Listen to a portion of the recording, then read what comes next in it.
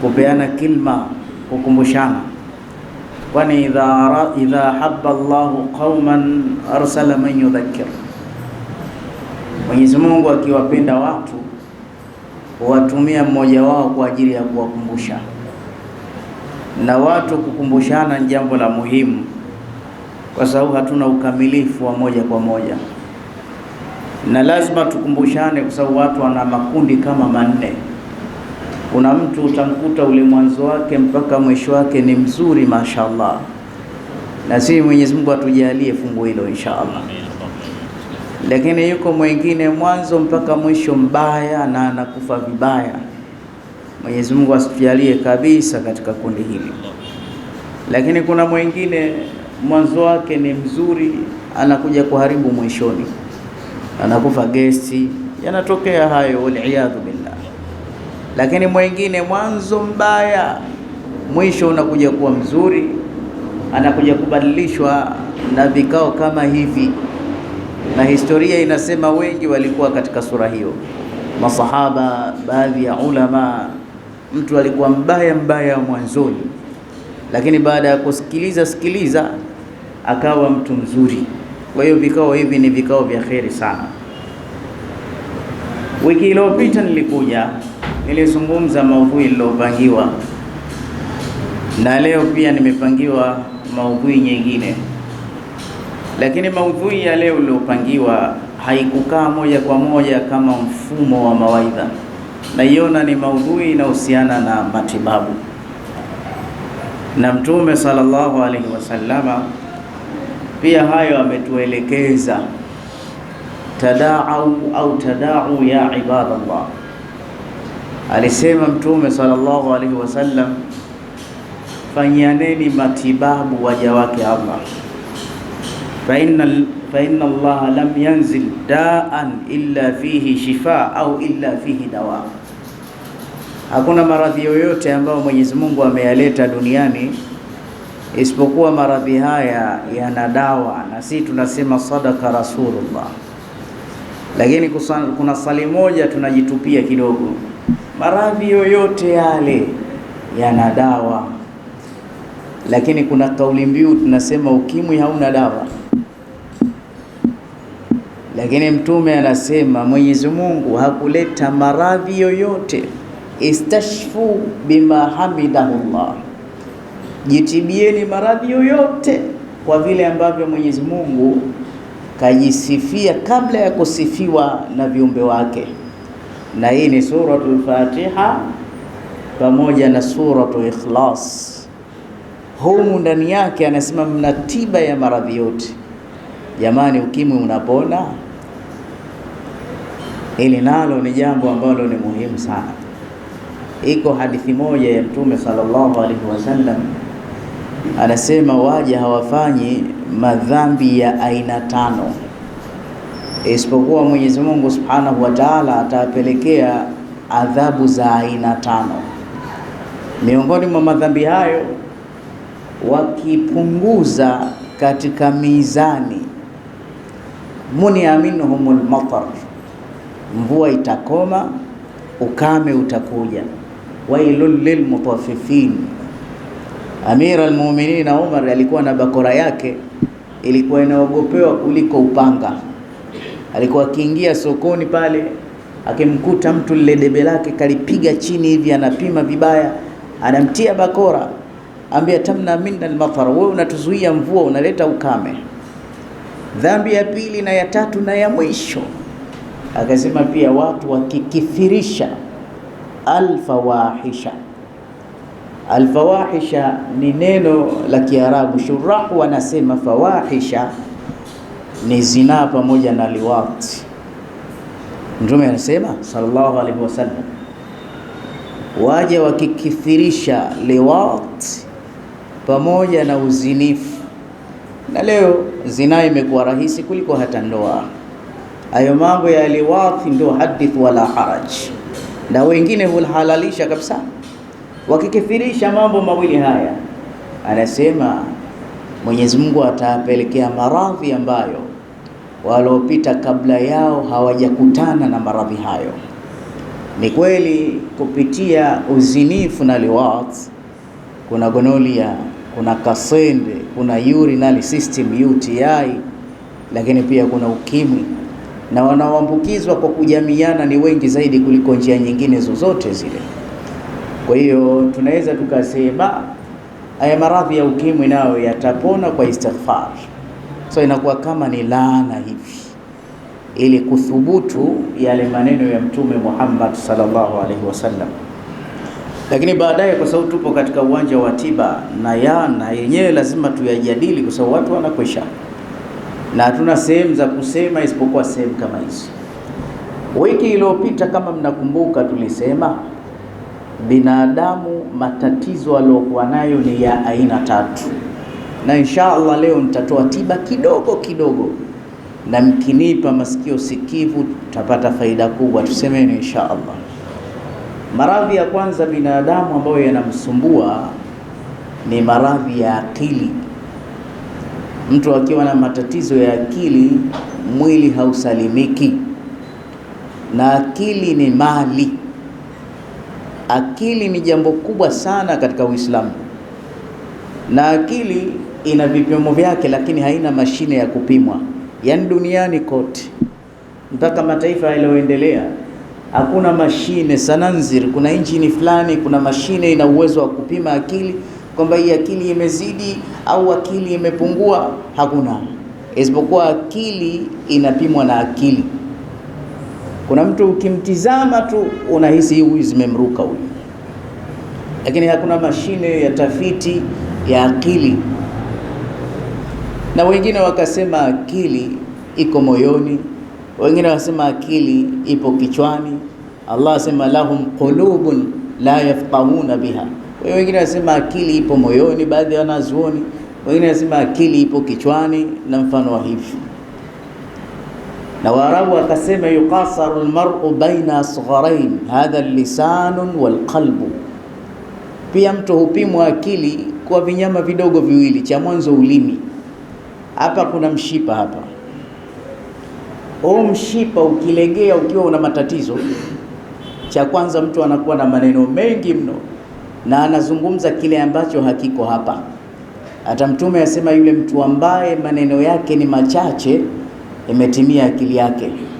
Hata mwenda azimu huanza kuhesabiwa maarifa yake akiwa anapunguza kusema, lakini uenda azimu ukizidi, utasikia hatujalala jana usiku, kasema usiku mzima kabisa. Kwa hiyo mtu ambaye ana maneno machache ni alama akili yake imetimia. Mtume sallallahu alaihi wasallam alipokuwa amekaa na masahaba, yeye alikuwa anacheka tu, haongei sana. Ukiona unaongea sana, una matatizo makubwa sana. Tofauti na mwanamke ambaye akili yake itakiwa isalimike, inatakiwa aongee sana.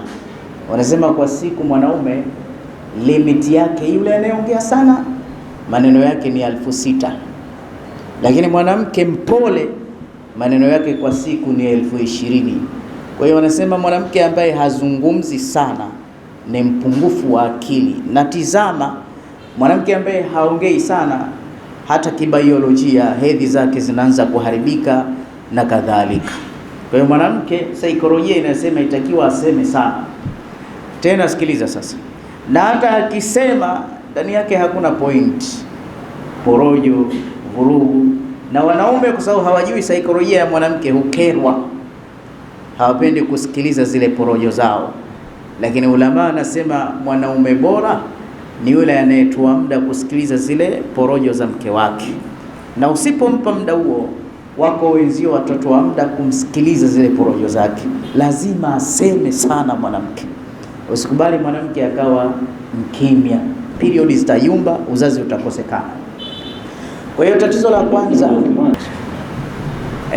wanasema ni vizuri sana kabla hujaliendea jambo ukalijua.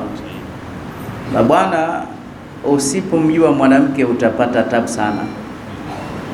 Naam, utapata shida sana.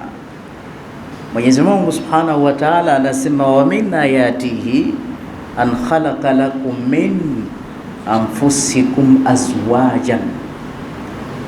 Aya ziko mbili kuna ayatun mar'iyatun wa ayatun maqru'atun. Kuna aya za kusoma, au billahi minash shaitani rrajim, hizo ndo maqru'atun, na kuna mar'iya za kuona. Ina maana ukiziona zile unashaini azmatillah, ule ukubwa wake Allah. Miongoni mwa aya za kuona ni kuumbwa wanawake au ni kuwepo viumbe wanawake, lakini wanawake wale min anfusikum, wanatokamana na nyinyi.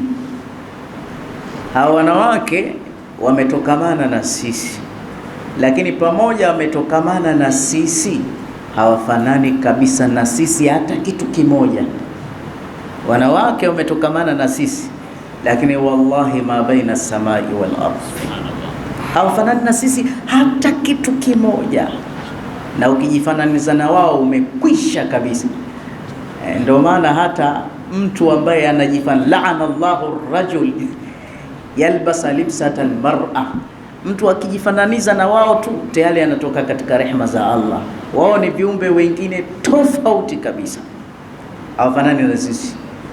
Miongoni mwa vitu ambavyo hawafanani na sisi, cha mwanzo kabisa, mwanaume ni mgumu kusamehe saikolojia, lakini mwepesi kusahau. Mwanamke mwepesi kusamehe, ila mgumu sana kusahau saikolojia. Kwa nini mwanaume mgumu kusamehe? Shahwa, matamanio yake, maji yake ya uzazi. Mtume asema abyadun mughalladhatun yakhruju min baini sulbi, maji yake ya uzazi yako mbali na kichwa, yanatoka mgongoni meupe. Mwanamke mwepesi lakini hasahau, maji yake ya uzazi asfaran wa khafifa, ya manjano, yapo karibu na moyo. Kwa hiyo moyo lazima ukopi kwa haraka sana. Haya ni maumbile yake, huwa hasahau hata kwa bahati mbaya. Chengine, kuna kitu anakiita IQ, ukubwa wa akili. Mwanamke ana akili kubwa kuliko mwanaume, hivyo ndo Allah kamuumba. Akili yake ina power, ni kama betri volti 12, 12 voltage na 24 voltage. Kuna betri ya volti 24 mfano, na kuna ya volti 12. Sasa mwanaume akili yake kwa kweli ni ndogo, mwanamke akili yake ni kubwa, kwa sababu kitaalamu ana uwezo wa kufanya vitu vinne kwa wakati mmoja, na wakati mwanaume hawezi hata mawili kwa wakati mmoja. Mwanamke unaweza ukamkuta kwa wakati mmoja anapika ugali, lakini wakati ule ule anakoleza moto na miguu, wakati ule ule anamnyonyesha mtoto, alafu wakati ule ule anaongea na simu, wakati mwanaume hawezi hata kabisa. Kwa hiyo pia akili yao ni kubwa, ila kuna baadhi ya mambo yamekosa, ndio maana watu wanasema akili ya mwanaume iko hivyo. Upande wa pili, katika saikolojia, maumbile ya mwanamke ni kusema sana. Mwanaume yeye hasemi sana, ana maneno 6000 kwa siku, anasema huyu ni mwanaume chiriku.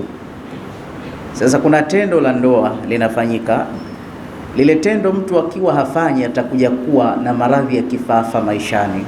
Kwa hiyo akifanya, akitoa zile spams, akili yake inasafishika. Na wanasema ukiwachukua wanaume wawili, yule mtu ambaye ametoka kumtumia mke wake ndani ya muda, ndani ya wiki, na yule ambaye ana miezi 6 kuwahi kufanya tendo kama hili, ukiwaweka kwenye kazi za kuedit ngumu kama hizi za malaptop, huyo aliotoka kwa mke wake akili yake ina do well, ina focus, inaona mbali kuliko yule ambaye hakufanya hili tendo. Na mwanamke naye akili yake lazima isafishwe. Sasa akili yake kusafishika mwanamke ni kuongea kupita kiasi. Kwa hiyo sasa wale wanawake wana magunia mengi, itakiwa watushushie. Sasa ile khulqia, utamkuta mtu asema mimi sitaki mwanamke anayeongea sana, kwa sababu unaweza ukarudi umechoka, anachoka kuhadithia kiingii kichwani. Mume wangu nilikuwa nimekaa, nikaona gazeti linakuja kwenye mandazi yangu, hilo limenyanyuka juu likaenda chini kama limetumwa, na wewe umetoka safari umechoka kweli kweli. Saa nyingine anakusimulia hadithi ambayo ulimsimulia wewe, lakini wakati mwingine akili inarudi, wewe si ndio kanihadisia, wewe si ndio uliambia, mimi mwenyewe nishasahau, tuendelee. Usimwambie hayo tushasema sana. Sasa kwa bahati mbaya wanasema usipompa ule muda wa kuzungumza, cha kwanza anaweza akamchukia mtu from nowhere akawa na chuki. Cha pili, wanasema period yake inabadilika. Cha tatu, unaweza ukaharibu akili yake na akapoteza hisia kabisa. Wewe ni kiumbe mwanamke. Kwa hiyo jambo la kwanza akili, na maradhi ya pili wanaita maradhi ya roho, maradhi ya kiroho, na maradhi ya tatu wanaita maradhi ya nafsi. Haya maradhi ya kiroho ni maradhi ya giza, na haya maradhi ya kiroho yanagawanyika makundi makuu matatu, na hapo munipe masikio kwa sababu Uislamu hauachi kitu kabisa. Uislamu unajua mambo mengi sana. Maradhi ya kiroho yanagawanyika sehemu kuu tatu. Sehemu ya kwanza yanagawanyika sehemu ya hasad pamoja na aini. Sehemu ya pili yanagawanyika kwenye shahwaza, wizard, kwenye uchawi. Sehemu ya tatu yanagawanyika kupitia majini. Na hivi vitu vyote vikiusibu mwili utaharibika. Unwani yetu tofauti ya tiba ya asilia na uganga wa kienyeji. Ili tupapate, kwanza tuweke taayini ya vitu hivi, alafu tutajumuisha. Mabwana, maradhi ya akili yakimpata mtu, ishu ni mwili hauwezi ukasalimika kabisa. Na maradhi ya kiroho yakimpata mtu, mwili hauwezi ukasalimika. Na maradhi ya mwisho ni haya ya kifamasia, tunaita maradhi ya nafsi. Yakiupata mwili hauwezi ukasalimika. Sasa nipe sikio nikwambie kitu muhimu sana. Tukianza na maradhi ya hasad. Haya maradhi ya hasad watu wengi wanayasema sema, lakini hawayajui kwanza yakoje. Na watu wengi wallahi wanatembea na hasad, lakini vile tulivyomsoma Mtume Muhammad, mengi kutizama naweza nikakwambia wewe unayo hasad, kwa sababu Mtume alikuwa akiwatizama watu tu usoni, ambie wewe una aini ya jini au ya binadamu, wewe una hasad, wewe una kadha. Haya si mambo ya khurafat, yamethibiti mno ndani ya Qur'an na ndani ya hadithi. Itoshe tu, wa min sharri hasidin idha hasada. Maradhi ya hasad, sisi kama binadamu Mwenyezi Mungu ametujalia mashaallah, tuna malaika wengi sana. Baadhi wanasema pengine jicho moja la mwanadamu linalindwa na malaika 70, na ingekuwa so hivyo mashetani wangekuwa shatupasua macho. Kuna kitu waganga wa kienyeji wanasema, nyota yako imezima. Hii ndio tofauti tiba za kiasili au za kidini na kienyeji. Uislamu unakataa, hakuna nyota kuzima, ila kidogo wamepatia, lakini lugha walioitumia sio. Hakuna nyota. Na hata Waislamu wameamini, shekhe niangalizie nyota yangu. Wewe nyota sisi ziko mbinguni. Kuna elimu ya nyota mbali, lakini binadamu hana nyota, ila labda tuseme anna lughatan tarkhusuna an nusnida al-fi'l ala ghairi fi'lihi. Lugha inaweza ikakuruhusu kuegemezea kitu kwa ajili ya kuelekeza, lakini sio uhalisia. Katika malaika wengi tuliokuwa nao katika miili, wanasema kuna malaika wa asli, karina wako, malaikatu aslia. Huyu mshike vizuri sana. Huyu malaika Allah amemweka sekta moja, shekhe, kwa ajili ya riziki zako. Lan tamuta nafsun au nafsan hatta tastakmir rizqaha. Hakuna roho ya mtu itakufa mpaka apate riziki yake. Na sisi hatutafuti riziki, isipokuwa sisi tunachukua riziki. Isipokuwa riziki zetu, si mmekuja Shauri Moyo kufanya kazi, zimeandikwa. Moja ipo Kariakoo, nyingine iko Tabata, nyingine iko sehemu fulani. Kule Tabata kuna 2000, lakini Kariakoo kuna 300,000. Sasa huyu malaika kazi yake, yeye ni kama dira yako. Kule unakokwenda kuna riziki kidogo, utapoteza muda na utapoteza pesa nyingine. Unakuta kama anakubadilisha, nenda huku, nenda kule, huku usiende. Unakuta kama Mungu tu, ndo Mungu mwenyewe. Nilipoenda pale bwana, nimetenza gari, nimepewa hela ya maana kabisa, yani asubuhi na mapema nimepata. Mwingine kila anapokwenda anaenda kupata 500 tu. Ina maana sasa huyu malaika kazi yake ni direction yako. Sasa kuna mambo yakikupata wewe, huyu malaika anakaa pembeni, hafanyi kazi. Ndo huyu mtu tunasema amehusudika, amepatwa na hasad, malaika wa asili. Na wengi amewakuta maswahaba na kadhalika. Sasa basi, hasadi inakujaje kwanza? Na huyu malaika tutafanyaje? Na nitajuaje kama mimi nayo hasadi? Kitu cha kwanza kabisa, kuna vitu kama 7 vinaleta hasadi. Kitu cha kwanza kabisa, jicho la mwanadamu. Mtume sallallahu alaihi wasallam asema al-ainu haqqun, jicho ni kweli. Na kungekuwa kuna kitu kina uwezo wa kutangulia kadari ya Allah, ingekuwa ni jicho.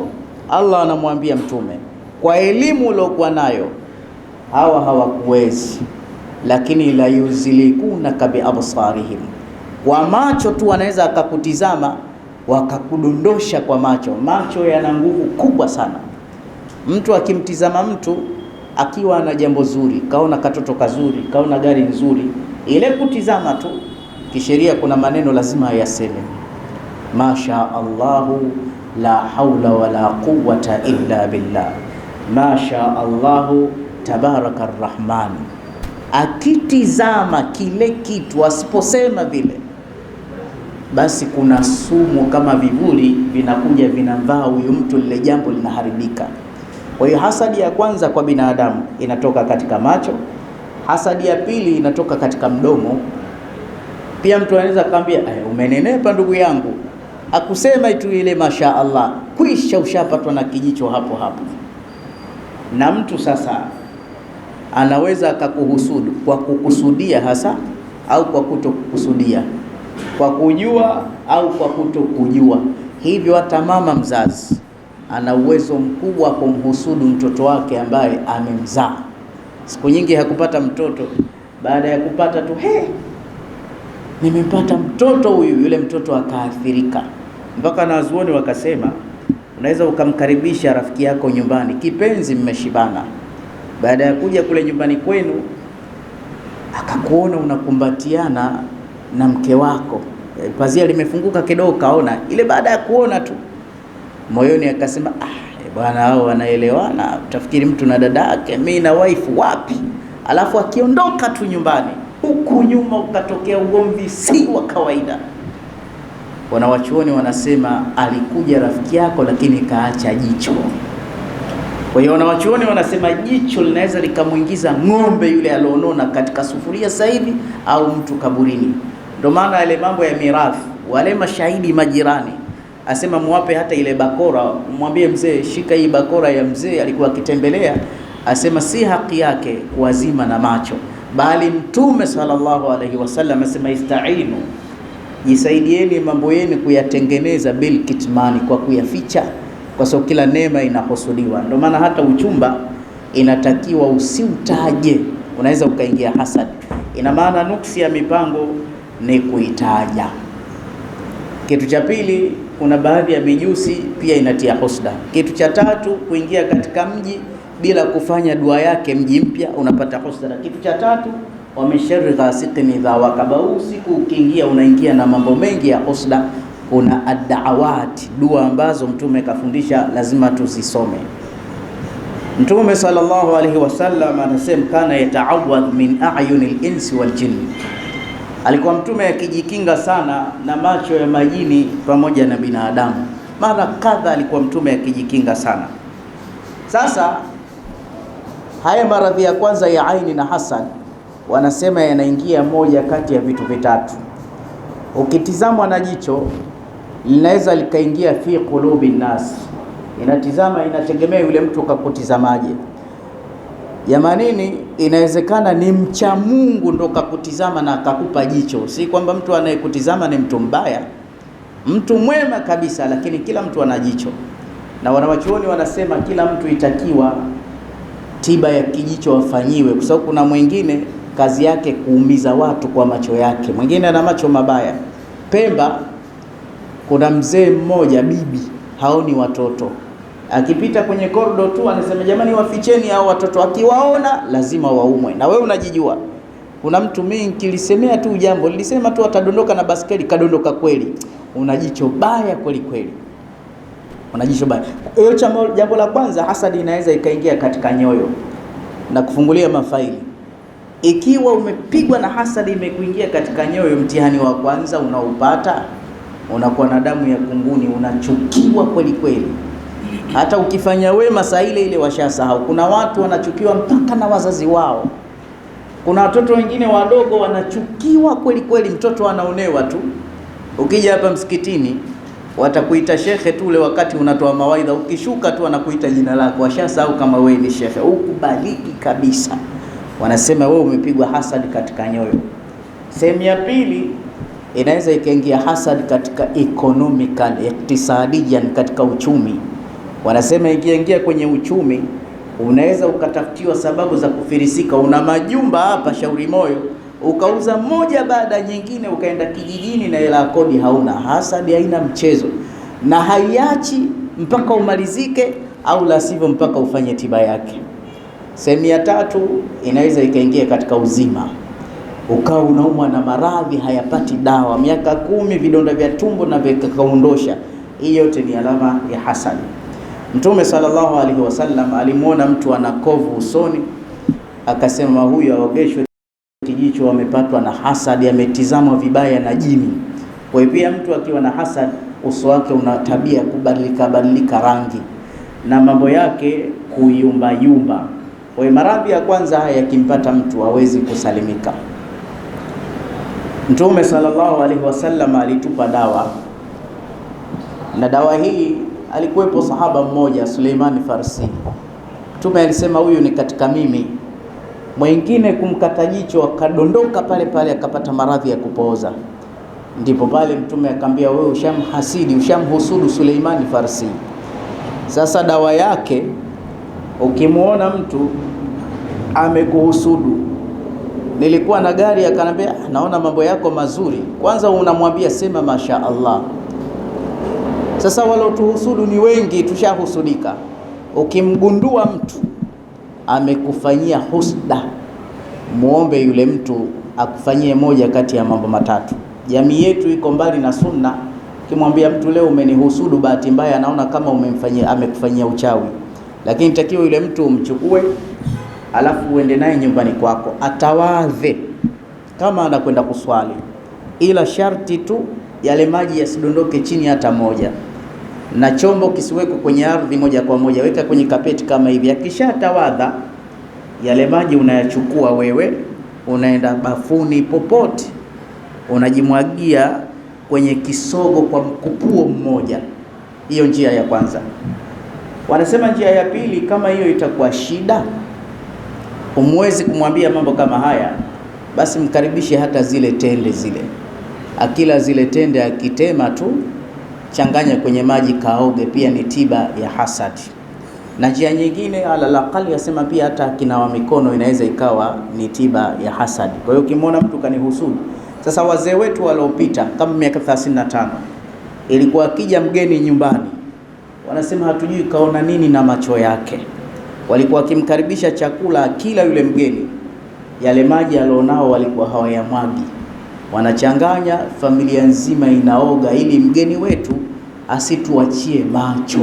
Inawezekana sebule yako nzuri, watoto wako wazuri, mtu akaja akakuachieni ufukara. Al-ainu haqq. Sasa waganga wa kienyeji hawajajua hili jambo, ndo anaita nyota. Mabwana, hiyo ni aini, na Mtume akasema uqtulul wazagh. Yule mjusi kafiri pia ana hasadi ndani ya nyumba. Mtume kahimiza auawe, pia naye ana macho vile vile. Na majini pia wana macho. Jini anaweza akakuhusudu kwa sababu ya kufanya kwako ibada vizuri. Swali la hewani. Sasa kama nimehusudiwa, lakini alionihusudu simjui ni nani, na hasad ni kifungo, isipoondolewa ukai sawa kabisa, alionihusudu ni nani, ili tunaliweka kiporo.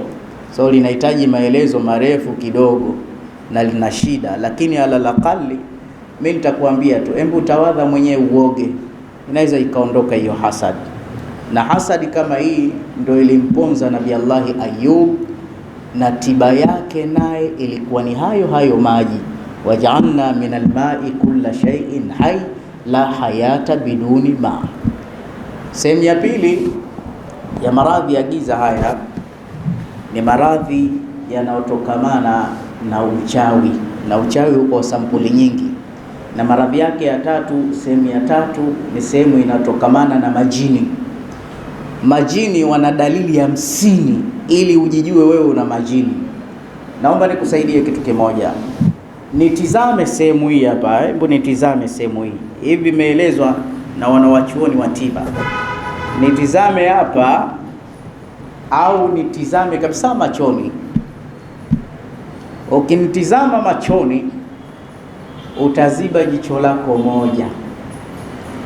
Lakini tukubaliane, kwa sababu hichi ninachokifanya anaweza akalipuka mtu kidogo, lakini ndo tunasoma, tusemeni inshallah. Kwa hiyo kama atatokea mtu kulipuka, mtamdhibiti kidogo atulie ili asiharibu somo hili. Mpo tayari?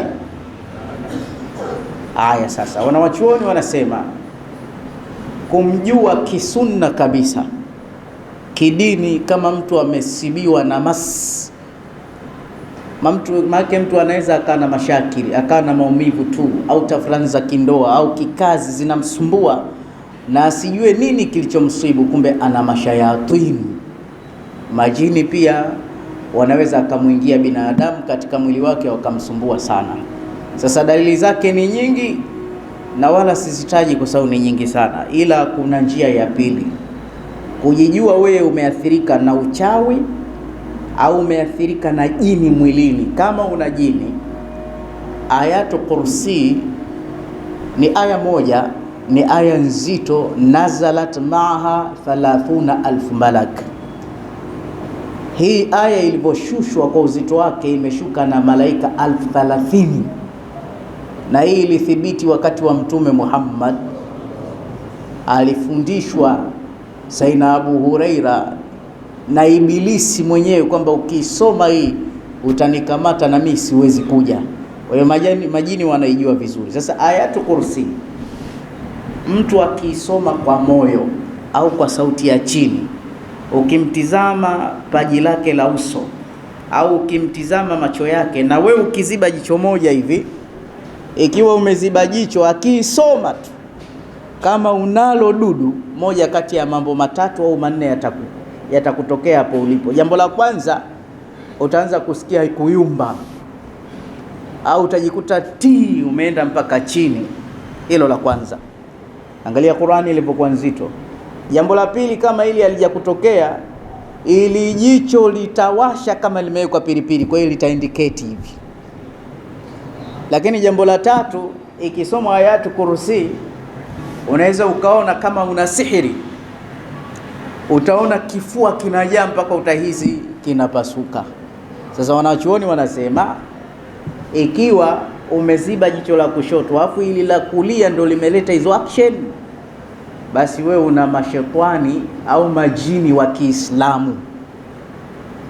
Lakini kama umeziba jicho la kulia alafu hili la kushoto likaleta hizo shida na hizo tabu, wewe umesibiwa na majini wa kikafiri. Lakini wote ni wale wale. Itakiwa kikawaida ukisomewa Qur'ani urelax, ukitizama hivi uwe kawaida kabisa. Lakini ikisomwa tu ukisikia hiyo shida unao, na hizi shida tunazo kweli, kwa sababu kuna watu wameingiliwa mpaka ndani ya sala. Kuna mtu kufunga sala hawezi mpaka imamu anaenda rukuu. Jamaa hamuoneagi watu hao? Yaani ukiwa naye pembeni mpaka unasikia kerusi anafoka kweli kweli, ni wale mashetani. Na kuna mwingine utamsikia mimi nikifanya dhikiri nasikia usingizi mzito, siwezi kisoma Qur'an nataka kudondoka. Kuna mwingine akiswali bismillahirrahmanirrahim anasikia kwa vidole gumba anachomwa na mikuki, mnasikia mtu anapiga kelele. Kule kwetu markazi, siku moja tunasali dhuhuri, tunamsikia mtu mmoja subhanallah, akamwambia nini, naona mbwa kapita pale. Wewe msikiti msafi kama mbwa anatokea wapi? Mashetani hao. Lakini pia Kila anayelala kwenye khutba ni dalili masi zimempata. Na haya ndio yasema, kama unayo tayari ushahisi kichwa kimekujaa, lakini miayo inaanza, ukiona kile ujue tayari hizi athari hizi zipo. Sasa ziba jicho lako moja, alafu nitakuambia ufanye nini inshallah, na utapata afueni. Uislamu ni mambo mawili, elimu na tiba tu basi. Na Uislamu umehimiza ukiishi mji hakuna mwalimu au hakuna tabibu, embu hama huo mji si wa kuishi. Kwa nasaha yangu, mashekhe wengi wapupie jambo hili la tiba, kwa sababu kuna baadhi wanaogopa kuitwa waganga. Mganga ni jina tu la Kiswahili, lakini maana yake tabibu tu. Kwa hiyo jambo hili tukiliwacha, ndo unakuta umma unakwenda kusikoelekea. Mambo ni yale yale, lakini waganga kama waganga ambao hawafuati sunna, ndo ndani yake wanamshirikisha Allah. Tiba ambazo ndani yake hazikuthubutu na ndani yake kuna shirki hazifai hata kwa bahati mbaya. Wanasema kuna mchawi, kuna mganga na kuna mshirikina. Mganga ni yule mtu ambaye ukienda una maradhi akakupa dawa tu ukapona. Anaweza akawa mganga Mwimbili au akawa mganga Sheikh. Lakini mchawi ni mtu anayetafutia watu matatizo. Ama mshirikina naye ni tabibu au ni mganga, ila katika ule uganga wake kuna istighatha na isti'ana kupitia shetani. Kuna mambo mengine atakwambia ukaombe mizimu, kuna mambo mengine atakufunga mahirizi, lakini naye ni tabibu, lakini anachanganya. Lakini haya mambo ya sunna hayana mambo kama hayo. Tuchinje kuku, tufanye hivi. Katika masala ya tiba mambo ya kuchinja hakuna, isipokuwa kuchinja kisheria kupo, na kuchinja ni sehemu ya ibada za kurban za kujikurubisha kwa Allah. Na ukichinja Mwenyezi Mungu anaweza akafungua mambo yako, kwa sababu hakuna nabii ila alichinja. Na sisi wote umma mzima Mtume Muhammad katuchinjia. Alichinja kondoo wawili, nasema moja nachinjia masharifu familia yangu, nyingine nachinjia umma wangu. Na sisi wote katika mambo ya hakika tumechinjiwa, na kila ikifika Eid al-Udhiya pia tunachinja. Sasa hili jambo la kuchinja mpaka wameliingilia waganga limeonekana pia ni jambo baya. Ni jambo baya, lakini ni mambo yaliokuwa mazuri. Kutokamana na muda wetu wa Islamu, niseme jambo moja. Nikupeni kipimo chengine, kwa sababu nitaka kutoa msaada mdogo tu. Hiki cha kukupimeni kinaweza kikatushughulisha, kwa sababu naamini kuna watu watadondoka, kwa sababu haya ni maradhi. Labda tukubaliane mwenye hali hizi asipime, au naweza nikakupa jambo la pili, uende kwenye kioo mwenyewe, alafu funga jicho moja, alafu soma kwa moyoni Ayatul Kursi. Haya masala yatakutokea, lakini itosheleze tu dalili walizotuwekea ili ujue una dalili za majini. Cha kwanza, kuumwa kichwa upande mmoja, meno, masikio, mgongo, kiuno na kubana kifua. Cha pili, wakina mama kuumwa tumbo chini ya kitovu. La tatu, moyo kwenda mbio, kushtuka bila sababu, mandoto ya kutishatisha, kuhisi wasiwasi na hofu, ndoto za tendo la ndoa mara kwa mara. Kina mama tumbo kujaa na kucheza kitu tumboni, mfano wa ujauzito na mfano hayo, au kuota mambo afu yakawa kweli na hujafikia uchamungu wa sampuli hiyo. Maradhi ya kwanza ya hasadi niliyoyaeleza, tiba yake kwa msaada nimesema kila mtu akatawadhe aoge. Mimi napenda kusema akitawadha mwingine ni dawa zaidi. Mwambie mke wako atawadhe, alafu yale maji yaoge wewe. Alafu wewe kama baba tawadha, aoge mkeo na waoge watoto. Unajua kwa nini? Shekhe, ukioga hasadi mara hii ni kinga ya maisha. Kwa sababu hasadi zinakuja pale unapoanza kupata neema. Mwanzo ulipoanza kazi kismati, bosi anakupenda, ghafla kakubadilikia hakupendi, kwa sababu umeanza kunyanyuka. Na watu wengi ndo walivyo, akianza kunyanyuka mambo yanaharibika. Itakiwa ukinyanyuka unyanyuke moja kwa moja. Utakuta watu, mimi nilikuwa siamini mambo haya, sasa hivi anaona mambo mabaya sana. Na wanasema wanachuoni, kama umepigwa hasadi, Allahu akbar, ukifungua dakika hii, mnajua miaka 18 Nabii Ayubu kapigwa hasadi.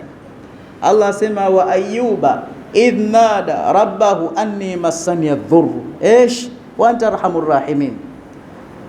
Alivyosema Mungu, mimi naumwa na matatizo hasad, akatumwa malaika. Alipofika akamwambia, piga mguu wako katika ardhi, yakatoka maji tu. Akamwambia, haya maji kunywa kuondosha kilichokuwa batin, na haya mengine koga kuondosha kilichokuwa dhahir. Pale pale akaacha kitanda akasimama, na wakati huyo alioza, alikatika la mala la ahla la asdika, watoto 14 wamekufa ndani ya siku 4. Mwisho kabisa kapoteza kila kitu.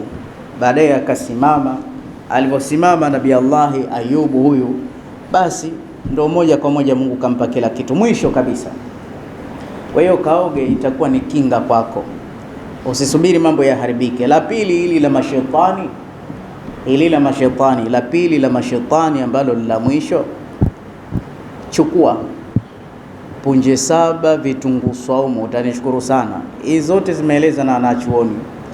Ukichukua zile punje 7, kamulia ndimu 3, kila ukilala paka mwili mzima siku 7 mfululizo. La mwisho, maradhi ambayo hatujayataja kibiolojia, nitatoa dawa moja tu kwa ajili ya ulcers chronic.